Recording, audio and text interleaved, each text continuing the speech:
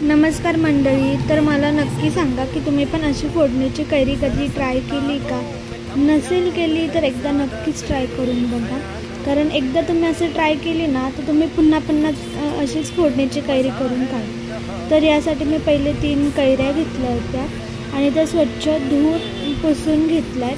त्यानंतर मी त्यांच्या व्यवस्थित अशा बारीक खापा करून घेतल्या, जसं तुम्ही व्हिडिओत बघू शकता. तेरी चाहत ने बदला मेरे दिल का जुगराफिया, करके गुस्ताखिया मांगी ना माफिया, तेरी चाहत ने बदला मेरे दिल का जुगराफिया. कैरीचे काप जे आहेत ना ते मी माझ्या हिशोबाने थोडे बारीकच कट केले आहे. जर तुम्हाला हवं असेल तर तुम्ही तुमचे थोडे मोठे कैरीचे कट करू शकता.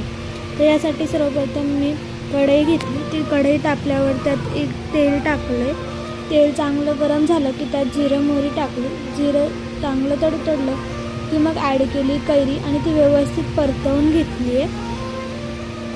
त्यानंतर त्यात मी ॲड केलं लाल तिखट, हळद आणि ते चांगलं मिक्स करून घेतले, म्हणजे मसाला हा कैरीला व्यवस्थित मिक्स झाला पाहिजे. त्यानंतर ॲड केले मीठ आणि तेही चांगला परतून घेतला. त्यानंतर मी ॲड केला होता गूळ.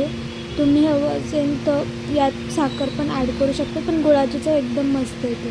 त्यानंतर गूळ चांगलं शिजण्यासाठी पहिले परतून घेतला आहे आणि एक 15 ते 20 मिनटं त्याला वाफवण्यासाठी ठेवला.